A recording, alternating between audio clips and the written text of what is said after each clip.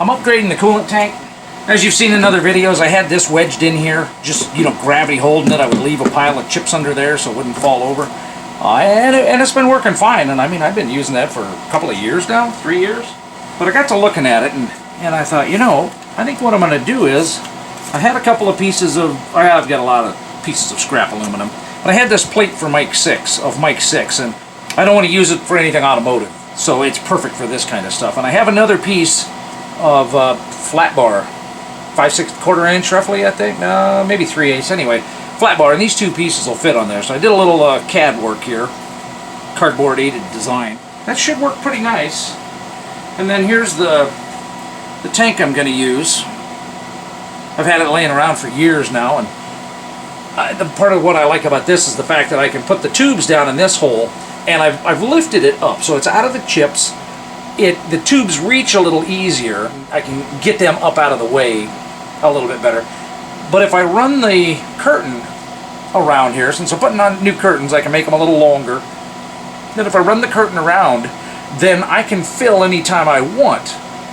The way I was doing it before with it sitting down in here, I had to lean over from the inside and fight with all the chips and the tubes coming down and pull the top off and blah blah blah. So I really think this ought to work pretty nice. I'm going to try to grind the catch on here because it's really hard to, it locks when you tighten the whoop. Well, the aluminum won't fail like that.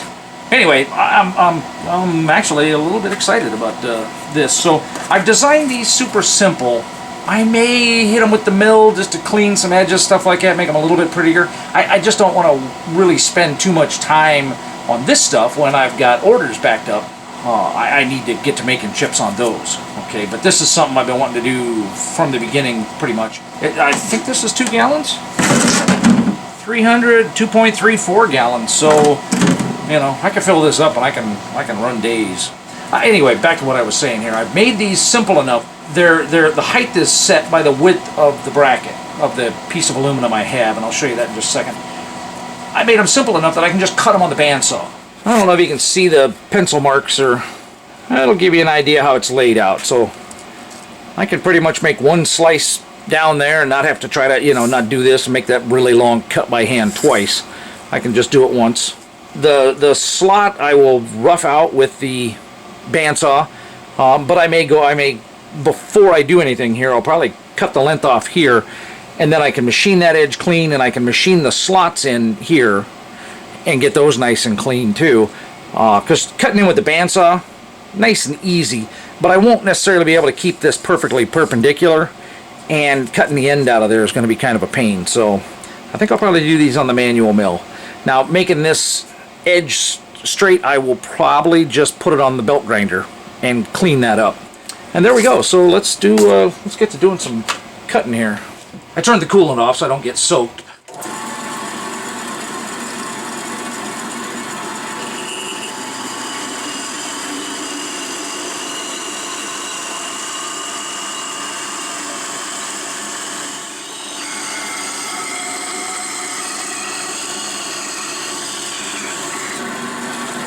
And like I said, before I make that cut, it'll be a whole lot easier to clamp it in the vise. So I'll do the rest of the machine work on the manual mill here.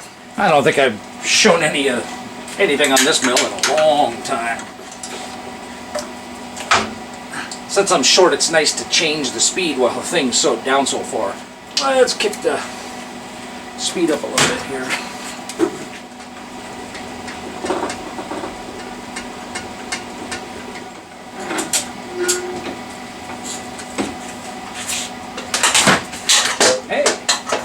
I didn't need that light anyway.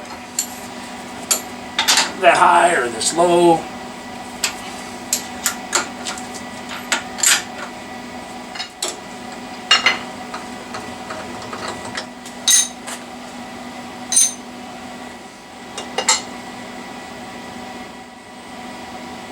Oh, let's turn it over to the side with the drawing on it.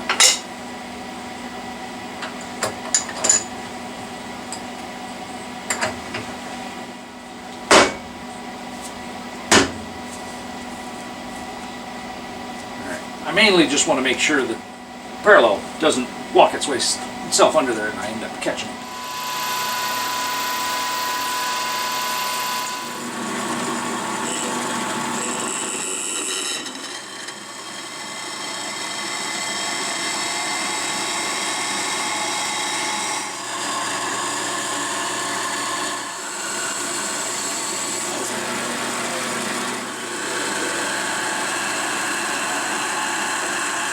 quick as the bandsaw is, I'm really glad I took the extra effort and stuff to do the machining there. And it turns out that the 3/8 radius matches the radius on the sheet metal here perfectly. And I was going to mount it out here, but then I got to adjust that one, and so I'm just going to go ahead and put it here.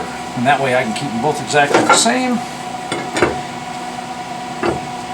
It won't matter that this mount's offset or not. I just have to, you know, make sure I figure up the hole spacing and that.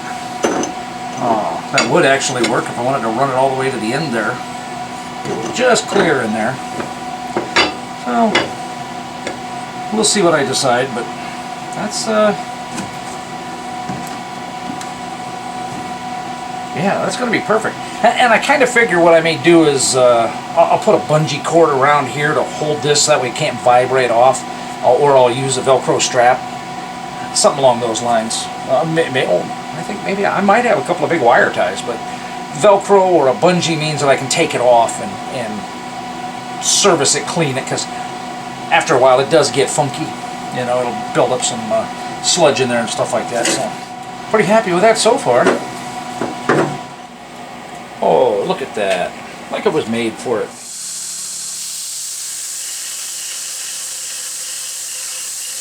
That's a lot of grinding and friction, so it is getting pretty warm. I'll have to cool it off before I finish it, but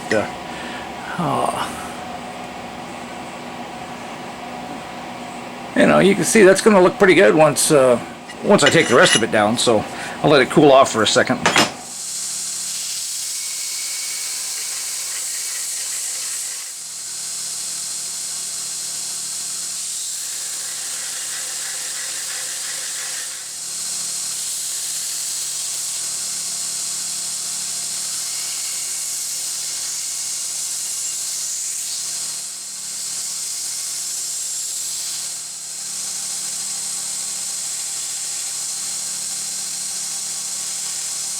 So much for my math. Will it affect anything about its function and anything like? No, not one bit.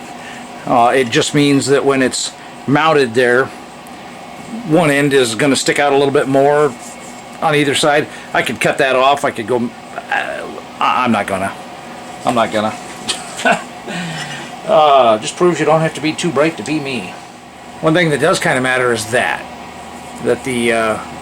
they're both at the same distance here. And that's okay. That looks just fine. So, okay, well, let's do it at 6 inches.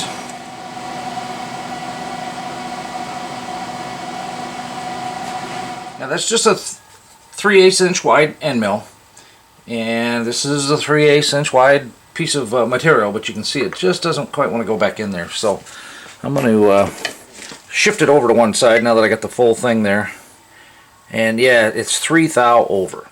And it's 80 thou deep, and I probably would have gone a little bit deeper, but that's plenty deep.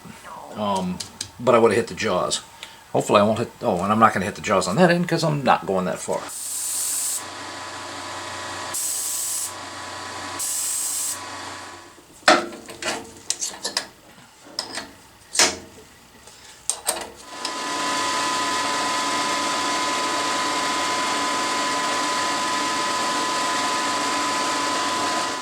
And these will sit in there like that. Question is exactly how am I going to drill the edge of these? And if you didn't figure it out, since this angle is exactly the same as that one, or really dang close, that is putting me perpendicular here. I could tram it, level it up, I could touch down here, take a digital reading with the z-axis and over here and tweak it, but you know, it's going to be close enough for what's going on here.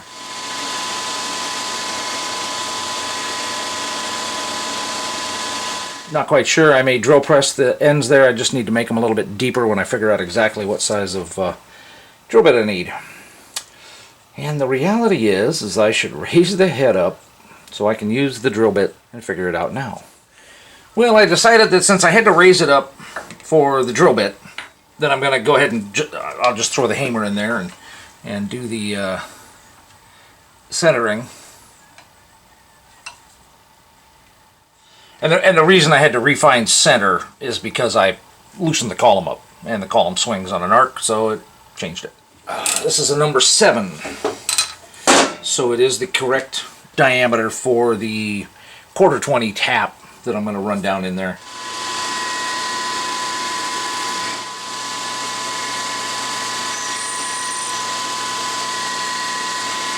I drilled it 1 inch deep, knowing full well that I went way beyond what was needed for the screw. And that way I don't have to worry so much about which tap I use. I probably have a bottoming tap. I don't really know. I gotta look. It's been a while since I've used them. And I really should have done this on the other before I fired it up. So basically what I'm going to do is I'm going to try to power tap it. I'm going to start it up, I'm going to push it in, it'll grab, I'm going to guess roughly 1 inch. Let's see here. Okay, there my vertical height set.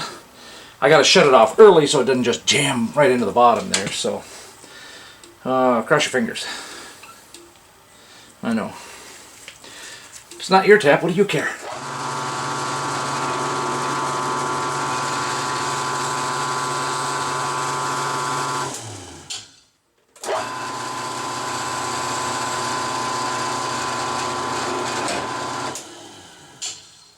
I do believe that worked.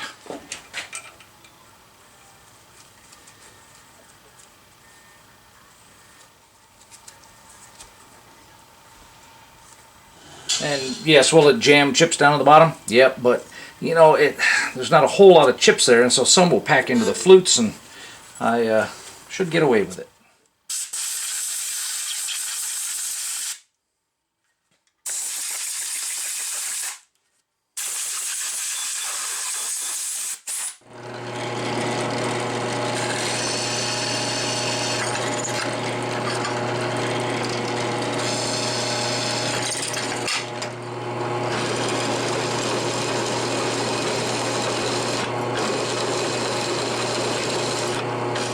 Let's see how if it works.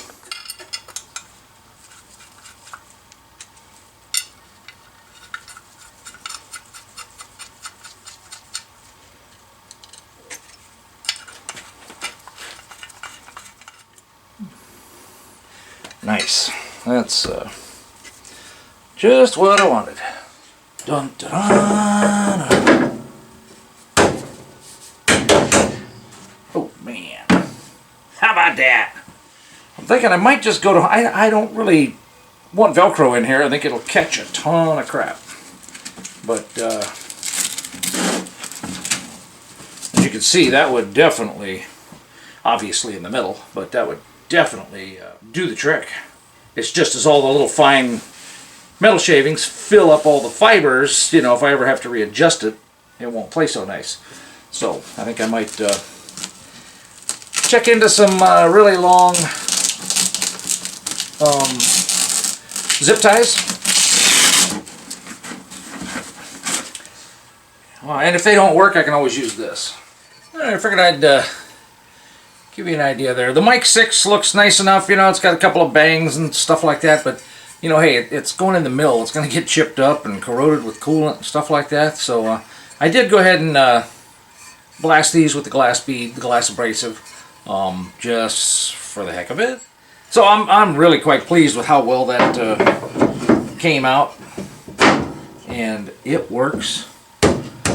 I mean, that's going to do the job perfectly. So I'm extremely pleased with how that came out. You know, you always wish they wouldn't take as long as they do, but considering how many years this may potentially be in use, I think it was well worth the time. Anyway, it's done.